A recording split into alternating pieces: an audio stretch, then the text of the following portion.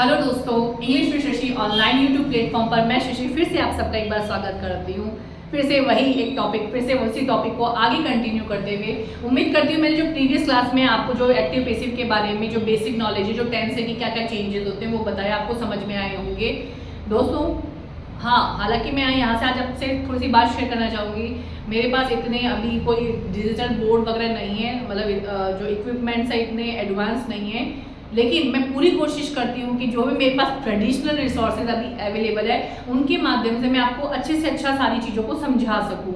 आपको किसी भी तरह का डाउट है आप कमेंट के माध्यम से मुझसे पूछ सकती हैं। जो टॉपिक आप पहले पढ़ना चाहते हैं वो भी आप मुझे बता सकते हैं, मैं उसे पढ़ाने की पूरी कोशिश करूँगी पहले। लेकिन अभी हमारा जो एक्टिव पैसिव चल रहा था, जो कंटिन्यू, उसी की क्लास को हम आगे कंटिन्यू करते हुए हम देखेंगे 6 टेंसेस के बारे में। 6 जो टेंसेस की एक्टिव पैसिव है वो मैं बता चुकी हूँ। अब हमारे पास लास्ट जो है 2 बच रहे हैं। 7 नंबर का जो हमारा है टेंस है वो है सिंपल फ्यूचर।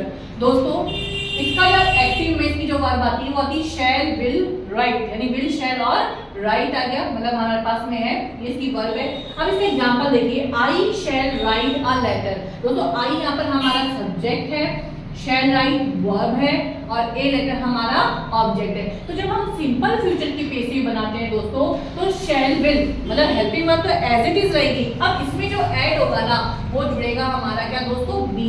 आप ध्यान रखना, कंटिन्यूअस में हमने क्या जोड़ा था, बीइंग जोड़ा था। परफेक्ट है ना, परफेक्ट में हमने क्या जोड़ा था, बीइंग जोड़ा था।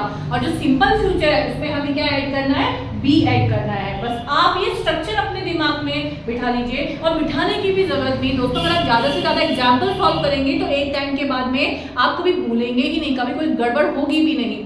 तो यहाँ देखिए वही हमें एक्टिव से पैसिव में कन्वर्ट करना है, तो हमें क्या करना है, सब्जेक्ट को क्या बनाना है, ऑब्जेक्ट, और ऑब्जेक्ट को सब्जेक्ट। तो इसका ऑब्जेक्ट हमारे पास ए लेटर है, तो ये आ गया हमारा ए लेटर, ठीक है। अब ए लेटर के लिए शैल और विल, देखो जनरली टेंस में ये बताया गया है। जैसे हम मॉडर्न में तो हम कई बार आई के साथ विल भी लगा लेते हैं, पर यहाँ जो टेंस है आई और वी के साथ तो शैल आता है, बाकी के साथ क्या आता है दोस्तों, विल आता है। लेकिन कभी कभी हमें कुछ एग्जाम्स के अंदर आई के साथ विल भी नजर आता है, वो हमारा जो है वो मॉडल के अंदर इसका यूज रह जाता है कि जब आई के साथ विल आता है तो वो किस चीज को शो कर रहा है, वो हम मॉडल के अंदर पढ़ेंगे। अभी तो आप इतना ही हाल फिलहाल ध्यान रखिए। ए लेटर के साथ क्या आएगा, विल, क्योंकि शैल आता है आई और वी के साथ। बाकी के साथ हमारा जो है वो विल जो है हेल्पिंग वर्ब यूज होगी।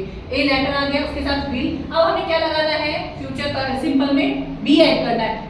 वर्ब की हमेशा, मेन वर्ब की तो हमेशा थर्ड फॉर्म रहेगी, रिटन बाय। जब ये आई सब्जेक्ट इधर ऑब्जेक्ट के रूप में गया तो किसमें कन्वर्ट हो गया दोस्तों, मी आ गया। आया समझ में। उसी तरह से हमारा नेक्स्ट एग्जांपल जो टेंस देखिए, फ्यूचर परफेक्ट। सीधी सी बात है, परफेक्ट है तो मैंने आपको बताया कहीं भी उलझने की जरूरत नहीं है। परफेक्ट की जब हम एक्टिव से पैसिव कन्वर्ट करेंगे तो बीन तो आना ही आना है, और फ्यूचर है तो विल हैव, शैल हैव रहेगा, विल हैव, शैल हैव, और वही वर्ब की थर्ड फॉर्म। एग्जांपल सेम आई के साथ मैंने आपको बताया कि आई और वी के साथ हमें शैल लगाना है, तो आई के साथ हमारा आ गया यहाँ शैल हैव, वही क्योंकि परफेक्ट टेंस है तो परफेक्ट में हमेशा वर्ब की क्या आती है, थर्ड फॉर्म, और ये आ गया ए लेटर, यहाँ लिख देती हूँ ए लेटर। अब जब हम इसकी पैसिव में कन्वर्ट कर रहे हैं तो क्या हो जाएगा, ए लेटर के साथ क्या जाएगा, विल हैव।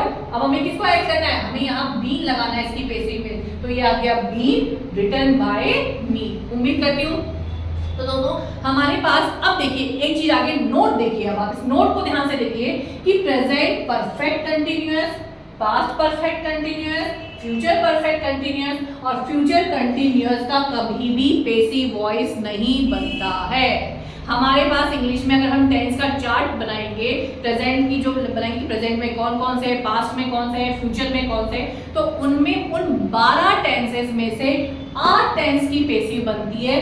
बाकी जो आपके प्रेजेंट परफेक्ट है, पास्ट परफेक्ट है, फ्यूचर परफेक्ट है और फ्यूचर कंटिन्यूअस है, इन 4 टेंसेस की हमारे पास पैसिव वॉइस नहीं बनती है। यानी हमारा जो प्रेजेंट परफेक्ट टेंस होता है इसमें क्या यूज होता है, हम कौन से हेल्पिंग वर्ब यूज करते हैं, has, have, been plus verb में आईएनजी। पास्ट में क्या यूज करते हैं, हैड, बीन प्लस आईएनजी, और फ्यूचर वाले में वही हमारा फ्यूचर परफेक्ट। तो आप उसकी मतलब डिटेल में तो हम जब टेंस में मैं आपको बताई चुकी, आप देख लेना। बाकी इन 4 टेंसेस की पैसिव वॉइस, इन 4 टेंसेस की पैसिव वॉइस हम नहीं बनाते हैं। बाकी इन 8 की हमने जो है एक्टिव से पैसिव में बनाना सीख लिया है। अब आपको जो है मैं उम्मीद करती हूँ आपके कभी भी एग्जाम में इनसे रिलेटेड एग्जाम्पल्स गलत नहीं होंगे। आप इसका भी चाहे तो स्क्रीनशॉट लेके देख सकते हैं। इस तरह से मैंने आपको जो बेसिक जो मोटा जो एग्जाम सिंपल, बहुत ही सिंपलिस्टिक जो एग्जाम्पल्स हैं वो बता दिए हैं। सबका मैंने आपको एक एग्जाम्पल सहित समझा भी दिया है, एक्टिव से पैसिव बनाना दोस्तों। तो ये आप जो है ध्यान रखिएगा और इनसे रिलेटेड एग्जाम्पल्स जरूर सॉल्व कीजिएगा, फिर आप कभी भी आपसे ये गलत नहीं होगा।